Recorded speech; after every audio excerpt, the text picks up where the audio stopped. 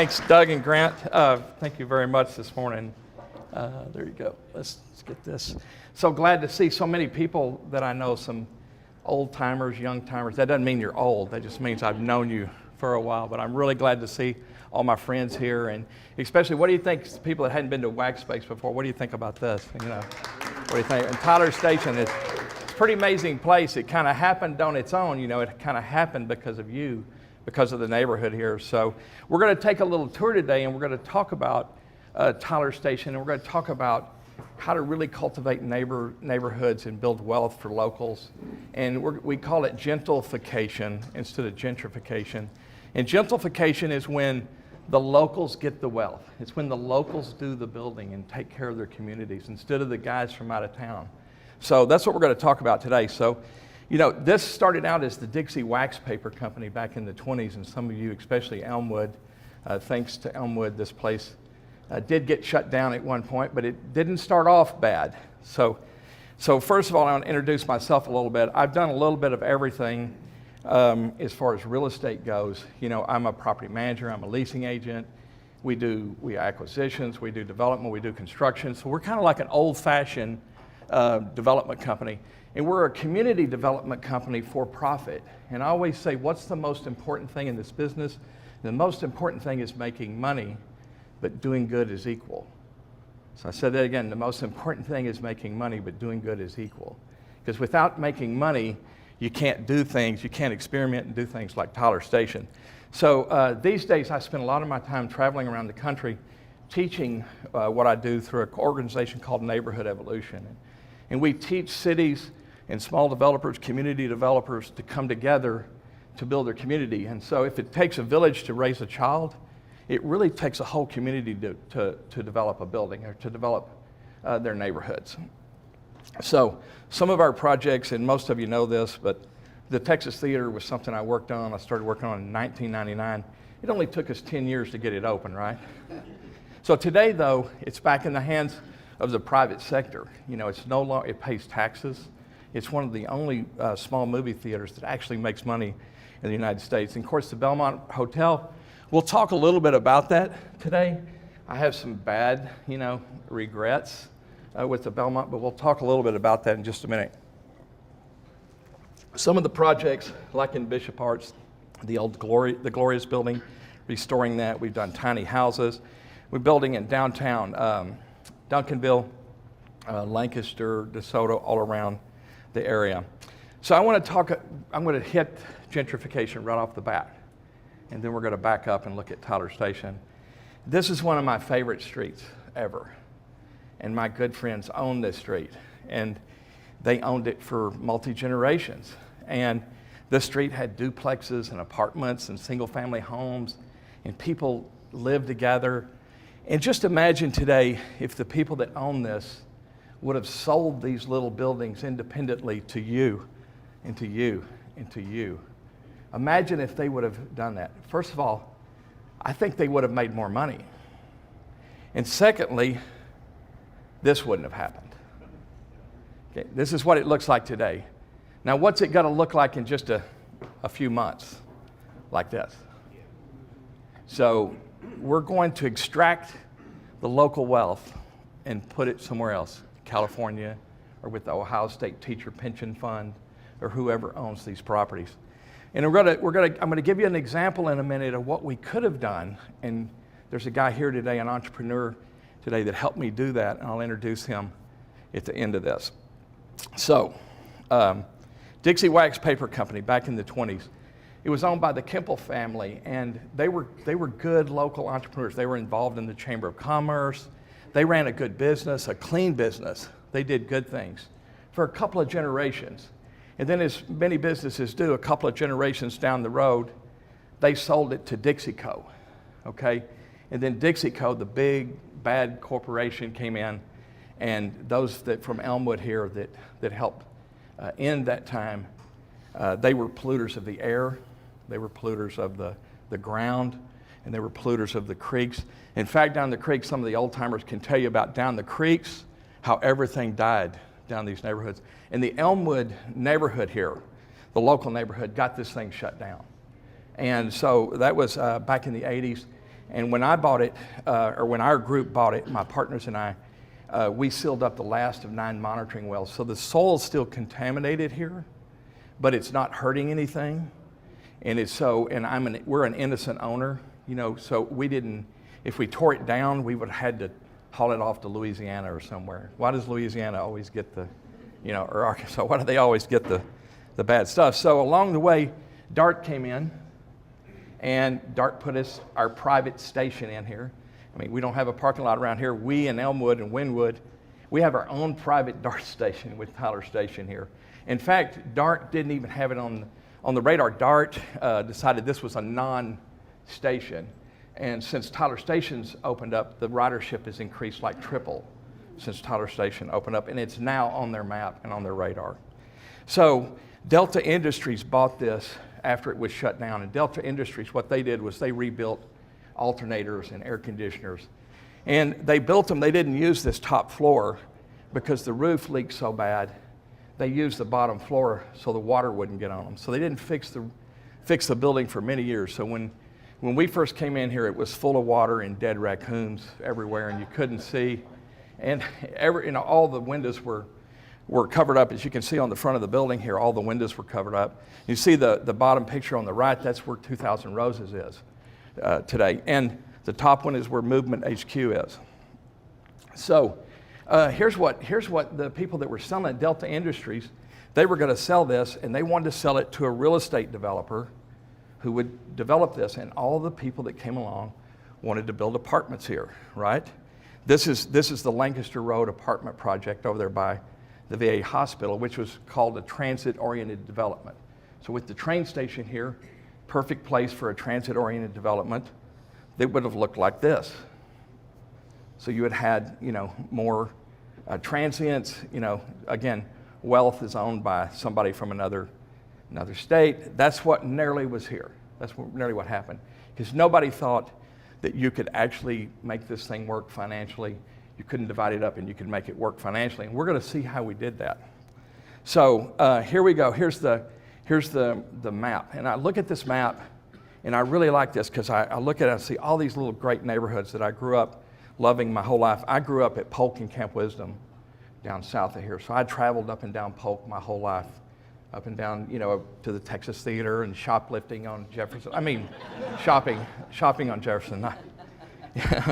But we grew up, you know, going up and down to the Belmont Hotel. You know, my dad worked, and we'd eat breakfast up there. So the interesting thing about this, it's an industrial zone property in the middle of a neighborhood, which meant I could do just about anything here. So except for residential, I couldn't do residential, but I could do just about anything. So there's what it looked like when we started. And my partner here, who's here somewhere, Gary Buckner's around here. Where's Gary? Gary's over here. Gary, there's Gary. So Gary and I had been talking for years about a makerspace. And we had looked at several buildings, and Gary built furniture for me at the Belmont Hotel. And Gary's an artist and a furniture maker, and he had all kinds of creative things. And so Gary and I had been talking about this and scheming for years and years. And so this was a perfect opportunity because of Gary's influence. We really did this project. And Gary was the first tenant down in the bottom on the east end, and he's still there today. And then this other guy came along. I had this other guy. There's Joel. Back when I met him, he had short hair and he was clean cut, you know. But he's been in the brewing business now for a few years, so he's got long hair. But Joel was some kind of fancy code writer for the Food and Drug Administration. He's one of these guys that could break code and do things. And it's a little story in a minute I'll tell you about him because he helped us make this happen. So I had him as a tenant in my hip pocket. So Joel is a tenant in my hip pocket and Gary is a big tenant. Both of them taking about 25% of this building, made my financing easier. Okay, having those two tenants in our hip pocket made it happen. So Tyler Station LLC was born in 2016 when we closed on it, and you can see the front of the building the way it looks. And so here's the way it happened. I'm going to give you the inside secret today on financing and how to do stuff incrementally. Because if you would have brought the pictures that I'm going to show you in a minute to any bank anywhere and said, we're going to break this up into 70 different businesses, they would say you're crazy. And so they're never going to give us the amount of money we needed for a loan. So we had to break it up into pieces. So what we had was we had the influence of Gary of doing this, and another guy named Hugh Resnick, who's passed away, but some people here might know Hugh Resnick. Hugh was a real estate broker. He wasn't a developer, but he kept calling me on the phone every day and said, Monte, when are you going to buy that building? When are you going to buy that building? And I said, Hugh, I don't know. I mean, that's like, this thing's crazy, you know? I mean, what do we get? You know, what do we do? And so finally he came over one day with a check for $100,000, and he laid it on my desk and said, I'm your first investor. Do this deal. And because of Hugh and because of Gary, this thing moved forward. So we bought it for $1.8 million, for $1.8 million, and we raised about half of that, I think, or a little more than that, in cash from Hugh and some other investors, partners of mine. And so we put another $1.2 million in improvements in there. Well, the improvements, it was only a little bit because it got us a roof, and it got us some electrical, and it got the building cleaned out, and got all the environmental out of here. And so that's all we could get. So then we were stuck there. But we had a couple of tenants come along at that time. We had Pink Jacket. Some of you may remember those guys. And of course, Gary signed a lease as Stash Design. He's a partner with me in the real estate, but his company also leases space. And then we had Oak Cliff Brewery as a tenant. So with those tenants, we're able to begin to start work on this and then get the next phase of financing, which I'll show you in a minute. And this is what it looked like when we showed up. And there was 500,000 pounds of smokestack equipment on this roof. I mean, this thing was a heavy polluter. And we took it down. These things are big as cars, some of these things that came down off the roof. And we stacked them up out in this parking lot. And, there was all kinds of weird dust and stuff inside these things. I don't know what it was. It wasn't asbestos. There was plenty of asbestos in the building, and we had that removed properly. But it had to be bad, whatever we were breathing. And so this is the north side of the building, which you see over here today. So you can see it had those docks were old loading docks from the days before DART, when the Santa Fe rail line came through here, and they would pull off the rail. They would unload their chemical in here, and those chemicals would then become packaging for potato chips and cups and other things. There was down in the brewery where the tall ceilings are, there was gigantic vats that would sit on their side, and I just can only imagine, what was in those. And you could smell it when you went in there. You could smell the chemical. And so there's another shot of the north side, the way it looked, and then there's the dark wall and the windows above there are the event center today. And I believe this is place at Tyler, what you're looking at there. See, and you can see the water on the floor because it flooded every time. In fact, just sweeping the water out of here, a couple of people got sick, just sweeping the water out, from the water being on their feet. And I'm not sure where that's at, but I think that's downstairs. And then here's some of the other places upstairs. That's in the brewery. And this wall right here. See those two windows right there? They were all covered up. And so it was so amazing when we took the brick out and you got light into the building, what light and air do. And this is looking down that direction. We look down through here and saying, well, what are you going to do in here, Monte? Well, we don't know. We don't know what we're going to do. We're going to figure out how to lease it to somebody who would lease the space. And then that's when we came up with the idea of manufacturing meets collaboration. And I like to call this collaboration village here, because there is so much interaction and collaboration. There is workforce development going on here without an executive director. There is entrepreneurial development going on here without anybody running, with no overhead. And it's happening from each other. And most of the people that are in this building, that are renting in this building, they're neighbors. They're all neighbors here. Okay, so they're all local. So if you imagine this, imagine back in the 20s when we opened this up. We have a manufacturing operation with an office, and you have research and development, and you have marketing and advertising. You have manufacturing. Okay, you've got a place for your employees to eat, a lunchroom. You've got a place for people to work out. You've got this little village.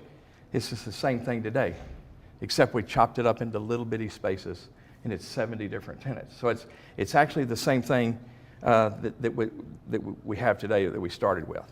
And so Tyler Station began to open up, and you can see the difference between the dark line, what it was, and then what it became today.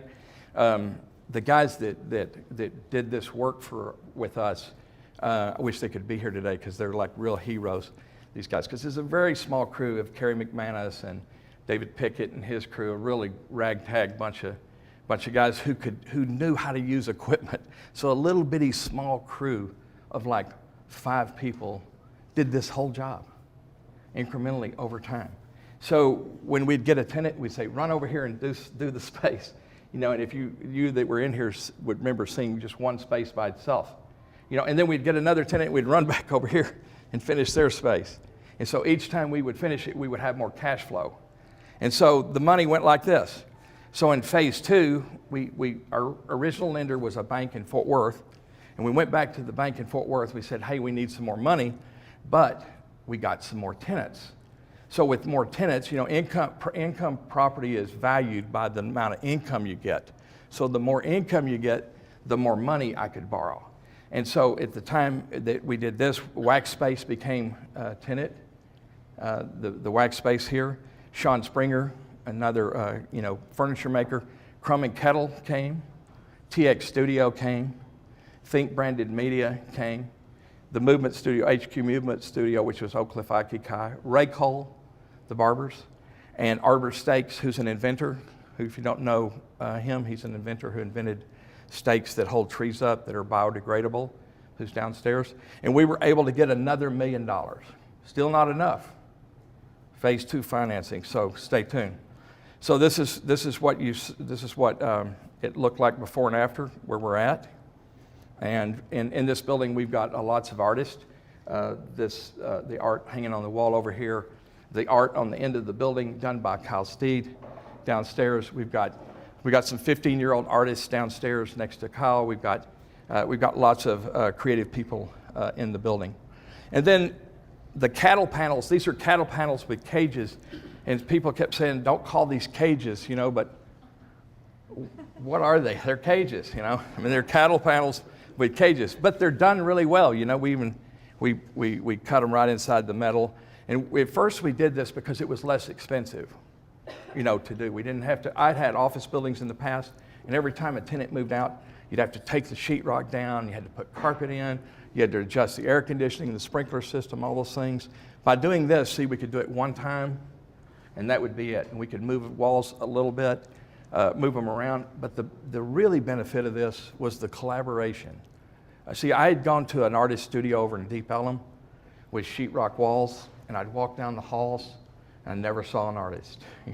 I never saw anybody, and there was no life. And this thing here with the openness, which sometimes the sound's a problem, I'll admit, sometimes we have problems, but the collaboration of seeing each other work way outweighed the problem.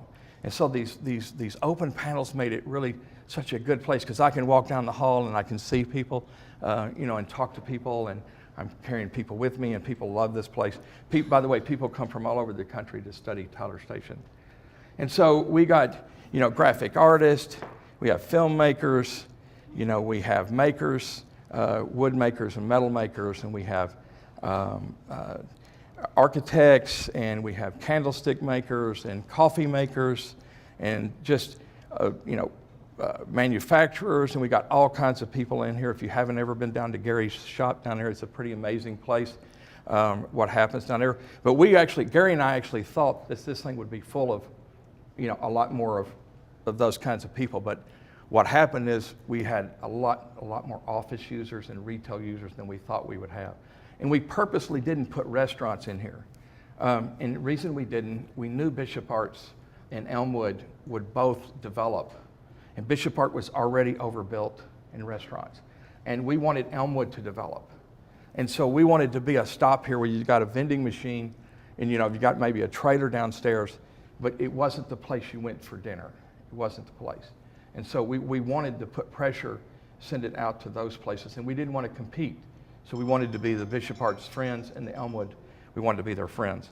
And so then the brewery, this is Joel, I think this is Joel here. He's actually using his saw. And let me back up with Joel. When we went to the city, so those of you that have ever taken a plan to the city, and you show them this, and you said, we're going to have a welder down here and a baker next to, close to each other, and people cutting hair, and CBD shop, and a pet. We're going to have them all together, and they're going to be divided by these. They said, no way.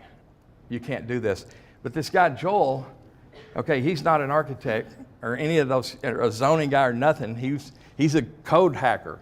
I call him a code hacker. That's not what he is. But he actually dove into the code and figured out the loopholes, all the loopholes to get this done. And so, today there's just, it's amazing. We couldn't put residential in the building, but we do have some residential out in the trailer outside. So there they are. They're starting to can beer here now. I've got a few photos I took from Doug and Grant from TX Studio here. So he's canning beer starting now. And here's Hazel's Movement Studio here with the boxing ring. And there's their group there. And one of the guys there is Daniel Nanasi, who's a filmmaker here. So he just came in a minute ago, but he's here in the building. And then we went back to the bank again. So you can imagine you've got this thing, and you're going back to the bank. So we've gone to the bank twice, and the Fort Worth Bank just said, we're done. We don't understand what you're doing. Who are those people that are over there in that building? And so we had to go to a new bank. So we went to Dallas Capital Bank, and they came out, a bunch of guys from North Dallas in suits, and come out and looked at this, and they looked at a bunch of our stuff, and they gave us the money. They gave us the next stage of the money. And during that time, we got Paul Clark, we got Green Pets, and many others. And I say Lisa Lee here. Lisa Lee lives in one of the trailers over here and watches the place. And Lisa Lee earned my respect a couple of years ago when we had a couple of birds fly into our transformer here, and we had really old equipment, really old, but still you could still use it. You just couldn't buy any parts for it. And these birds flew into the transformer and shorted the whole place out. I mean, like $150,000 in damage they did. And the worst thing is, this was right after we were coming out of COVID, and we couldn't get the parts for 45 days. So the building was going to be shut down for 45 days. I said, we can't do this. Our people are already suffering, coming out of COVID. So we got one of them big old trailers you use. It's Hurricanes, the big generators. We had these gigantic, wires. This thing set out in the parking lot, these gigantic copper wires, and we plugged this building in, and we ran it for 45 days, where we were shut down for 48 hours. And Lisa Lee, who's here, and she's usually around here somewhere, Lisa Lee sat every single night out in the parking lot and watched those copper wires so nobody would steal them, steal those wires. And I stayed on the phone with her, all night, just about every night. So there's Paul. He's a fireman and a coffee maker. And then we got Bike Synergy Underground. I think the only really bike shop south of the Trinity River, maybe one in Cedar Hill, is here today, in Tyler Station. And it's down in the dungeon, call it the dungeon down there. And there's Jorge. And then there's our bookstore here, and there's artists, all these. You've seen all this stuff. I'm not going to waste a lot of time with this. There's just some good photos of some of the work we did here. Now, when we did this work, see these storefronts? See all these storefronts? They're solid steel. They're not, they're not aluminum. And we built all of that stuff. We built all that stuff right here on site. And so the spaces, the way they're laid out in a way that was kind of natural. It said we would walk through the building when we laid this thing out. Said, okay, the architect would follow us. We'd say, draw a line right here, build the wall here, and the architect would draw it, and we'd send it into the city. And so when it was designed, it was really designed as we evolved and as we moved over time. So there's some more photos, and now we Go back to the bank one more time, back to Dallas Capital Bank. We just needed a little bit of money to finish off a few details. And by that time, it was so quick that this thing leased up to 100%. I mean, it was amazing, it leased up to 100%. Now, I get the credit for leasing the building up, but the building leased up here because of Gary Buckner, because of Doug and Grant, and because of people like Hazel and the people that were here. They referred the people that came here. See, everybody came, and people in Wynwood and Elmwood, they're the people that lease this building up, by your word of mouth. And today, that's who is going to be the new owners of this building one day. Because see, when I sold the Belmont in 2015, see, I sold it to two hotel entrepreneurs, Matt Comfort from New York and Jeff Burns from Austin. They were two hoteliers who had agreed with me that they would continue to operate it as it was, just take it better. They had more money than I did, and they were going to just take it up a notch. Just stay on the same trajectory, just take it up. Well, they had a trust fund kid. Okay, he's an adult, but I call him a kid because of what he's done. But he loaned them the money. And then they got in an argument, and he kicked them out. And then he turned it into his personal playhouse. And then when COVID came, it was just too much trouble. It didn't mean anything to him. I mean, several millions of dollars didn't mean anything. Didn't matter to him. And he shut it down. And so they couldn't operate it. They didn't know how to operate it. They didn't understand how personally we were involved in the operation of the Belmont that made it what it was. So, that being said, in the spirit of gentrification, okay, I regret selling the Belmont. I would tell you that. Okay, now it took all my money in the early days to operate it and keep it going, so I needed to sell it so I could do Tyler Station, and I could do other projects that I do, Beckley Settlement, other things that I'm doing today. But what I committed to do here was to sell this building over time to the entrepreneurs that are in here. And so Gary is on one end, is a partner and owner of the building. And now today, Doug and Grant and Matt, is Matt here too? Matt Glenn, the attorney, Doug and Grant and Matt Glenn bought out another one of my partners. And so today, not only are Doug and Grant tenants in the building, they're also now partners and owners in the building. And so I hope one day, as I graduate from this life, that other tenants will come in and we'll have the opportunity to own this thing so we can have this thing go on for a long time and it not fall in the hands of the Ohio State Teachers Pension Fund and some brokers, some Wall Street brokers and people like that. Because that's what happens. You realize that what's happened to these big buildings that are built over here in Oak Cliff right now in Bishop Arts? So, what happens is a local promoter, I call him a promoter, I don't call him a town maker or town builder. They're promoters, they build them, they lease them up, and they don't have any money in the deals, and then they sell them to a broker who represents the Ohio State Teacher Pension Fund. Okay, you know how the Dallas Police and Fire got in trouble a few years ago? So it's people with no money, brokers, selling stuff to each other to the detriment of teachers or firemen or policemen. And so that's what happens over there. And I like this here. This is one of my favorite pictures. This has got Doug in it here, but this was an article done not too long ago on this, and I love this statement because, and they didn't even talk to me. They came here and talked to all the tenants, and they called it a magical co-op building, and it is. And so, what does that mean? How do we stop gentrification? We stop it like this. Imagine this for a moment.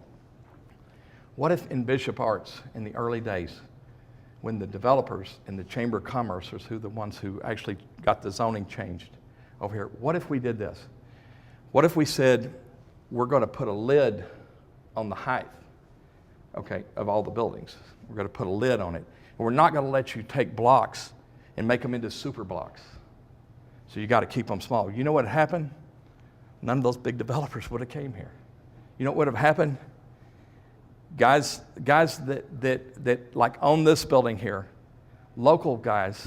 See, here's the barber and the juice shop in the front, and here's 2 small apartments in the back. I mean, this is old school stuff. This is what you see on Jefferson. One of the best urban streets we have in all of the whole county, Jefferson Boulevard. You know, it's a perfect urban street. I mean, it's got the perfect median and the perfect sidewalks and the perfect head-in parking. The buildings are up against the street except for Fiesta. You know, I mean, but you know, when Sears was here, y'all remember Sears? Y'all remember? Sears was perfect. You know, it was up against the road. Guys like this, who's here today, the guy in the purple shirt here is J.C. Juan Trejo over here, who is a young barber entrepreneur that I met a few years ago. He has a barbershop on Edgefield over here north of Davis. He's got a barbershop on Hampton. Over here, he's got this building he owns. He's a barber who's a landlord now. He's your neighbor. He's the owner. The wealth is built here. He's got your affordable housing. See the affordable housing in the back? Doesn't always have to be on top.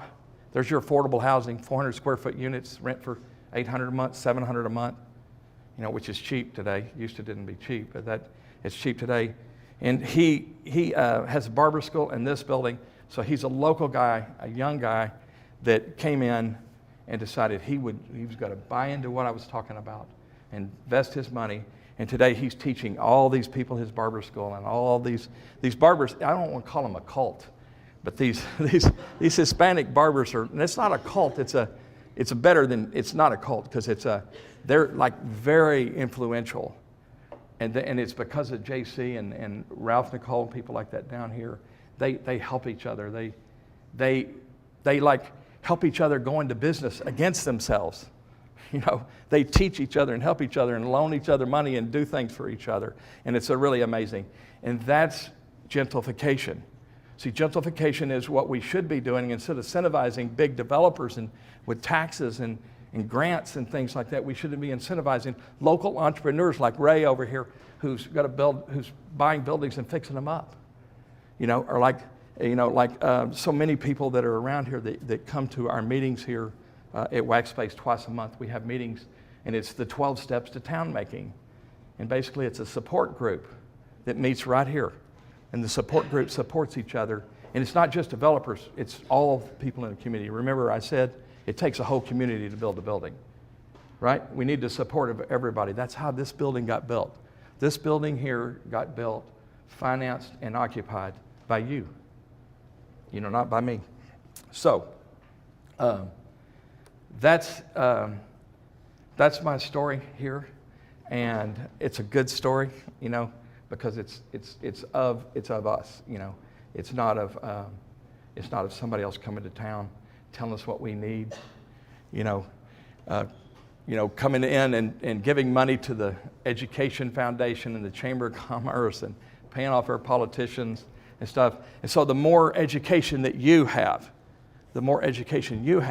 for solutions, okay, not just being against whatever comes, because if you're against, you're going to lose. You got to have a better solution. Oh, by the way, that little building that JC has, that little building, on the tax rolls, we measure these things on the tax rolls. The new Costco down on Highway 67, see, it's on like 17 acres, and it's on the tax rolls for $8 million. Okay, $8 million divided by 17 acres is like $450,000 per acre. It's $450,000. I can tell you right now, $450,000 will not pay for our infrastructure and our schools and our roads. JC's little building down there is on the tax rolls for $3 million per acre. See, one makes us rich, cities and locals, and one bankrupts us. Thank you.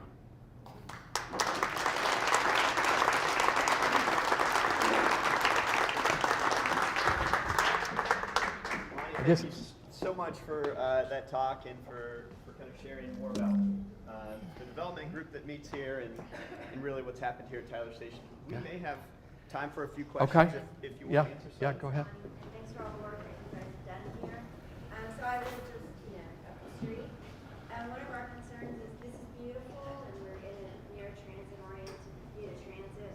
Our concern is smaller neighborhoods is what's going to happen in response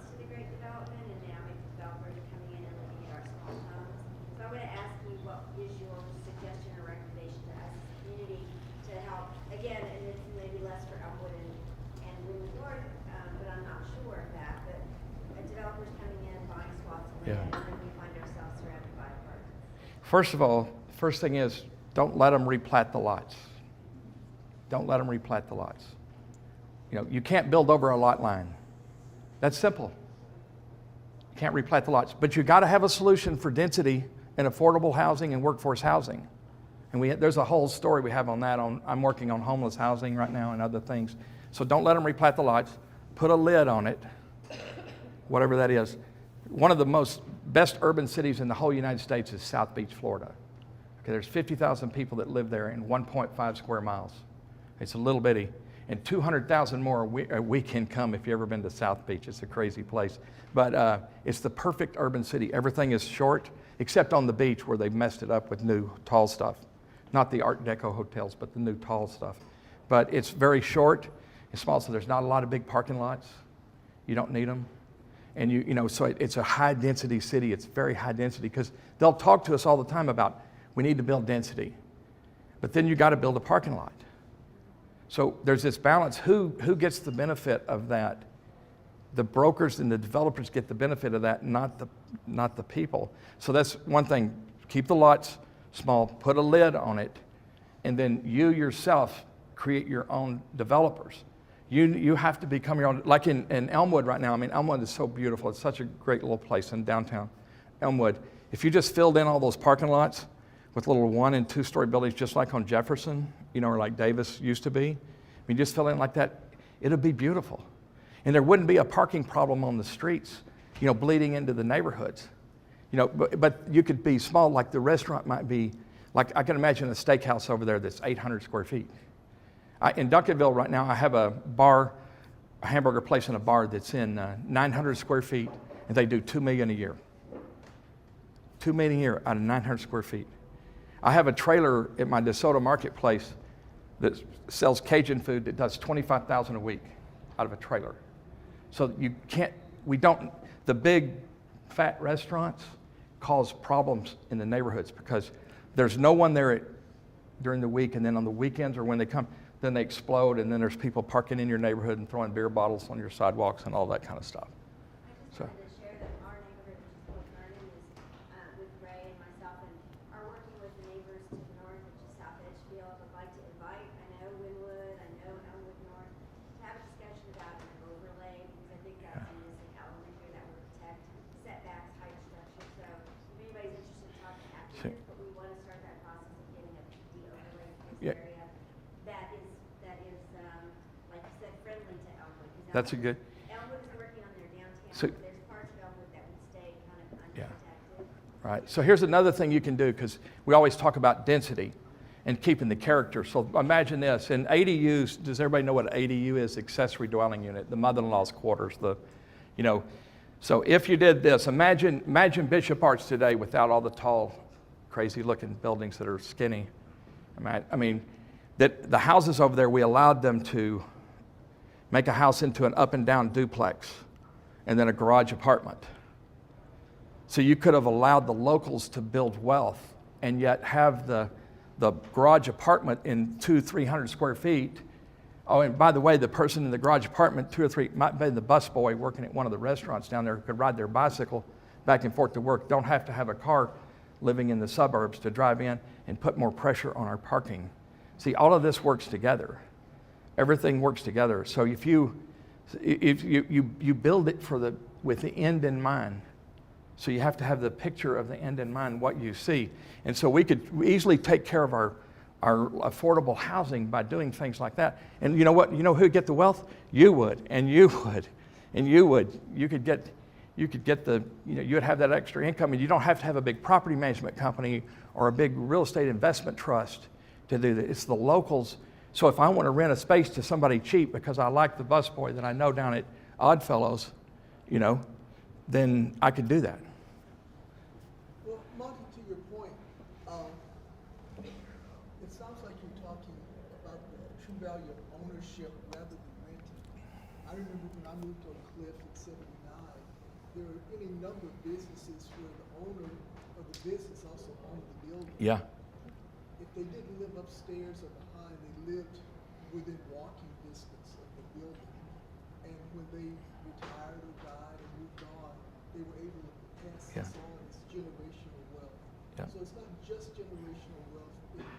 own someone has, Yes. even in a business. Yeah. And can you speak more to that, because Yeah. corporations and these nameless spaces, entities from out of town. Yeah, so he's talking about generational wealth owning real estate. I mean, I don't know about you guys, but I don't trust Wall Street. So I invest in my company and in my local real estate. And that's how I get my net worth, my wealth. And my dad was a carpenter, my mom was a telephone operator. I grew up at Polk and Camp Wisdom. That's where I came from. So I've earned wealth by one little thing at a time over time. But he's talking about generational wealth where the butcher, the baker, and the candlestick maker used to have 2 units above, and they would rent them out. You know, they would either live there or they would rent them, or one of the employees would rent them. And we've got a couple of donut stores, and JC's building is like that. So he's got spaces in the back where, you know, he can rent, and he's building wealth instead of renting space. In these restaurants, think about the restaurants. I think about Bolsa, you know, which I miss, you know, and I miss several of them I won't mention today, but that are gone now. But Bolsa built a brand on a location in a building they could have bought for $500,000, okay, a while ago, and they didn't buy it, okay, because they couldn't, because we should be incentivizing for them to buy it. And then over time, the owners of that just got burnt out. There's more to this than that, but I'm giving you the short story. The owners just got burnt out, okay, by giving all their money to the landlord. And then the building came up because they did so good, it was worth now $2.5 million. So they had nothing. Their brand is built to the location. They can't just pick up and leave. Who owned Bolsa? The landlord, not the entrepreneurs. And so the entrepreneurs just give up. They lose their enthusiasm. They lose their hope. You know, they lose, you know, if you own something, you know your children are going to get it. You know, my daughter's here today. Over here, this is my daughter, Amris, who's taking over my company here in the next year or so. Maybe quicker than that, but because I'm still going to work, but I'm never going to quit working. But the point is that you can pass that wealth on to those generations, and we don't have that kind of, you know, passing on to the generation, and therefore the middle class today, the middle class is shrinking, right? I mean, how many billionaires do we have and trillionaires? We got trillionaires now. And the middle class is shrinking, and when the middle class shrinks, you know what it does to the homeless? It pushes them below the zero line. So as the middle class shrinks, everybody pushes down. And so part of the solution to homelessness is raising the middle class so there's place to come back up. And there's many more things to talk about with that, but go ahead. What do you think the effect of Lower Dallas plan will have on the future land use? Plans to me are generally a waste of time. What I would like to see is this, a conceptual plan. Because who would have known where we're going to be today 5 years ago? Before the Walmart effect, the Amazon effect, the COVID effect, it changed our retail, it changed our lives. Who would have known? A plan that we did a few years ago is completely worthless. And most of the time those plans get left on the shelves. I'm for like doing conceptual plans, okay, and then doing the final plans around entrepreneurs and developers who are going to develop in neighborhoods who are going to develop their town. For instance, if a plan's going on over here right now, it should be planned around what we want to build in Elmwood, what we want to do with this, what we want to do to preserve the character of these houses over here. The plan should reflect, you know, what we can actually do. But when you do a plan, you know, like in the Bishop Arts, you know, what's happened in the Bishop Arts and what's happened on Singleton and Fort Worth Avenue and all of those places was our policy. We set the policy that did that. We changed the zoning, and then not only did we change the zoning, we incentivized it with TIF funds and other things. We made it happen. It didn't say that it had to be quality multifamily, because a lot of it's not. It was built by other people that are from somewhere else. It's a financial architecture. It's not town making. And some of it's good. I don't want to bash every big, you know, developer or anything. It's not my point, because, you know, we need rich people and middle people and poor. I mean, But the rich used to have a relationship with the middle class that was better because the rich used to realize how the middle class kept them rich, and something's happened with that. And so, I don't know if I answered your question. I got lost. Anybody else? Okay. Yeah. Do you have any idea what's going to happen to the Belmont?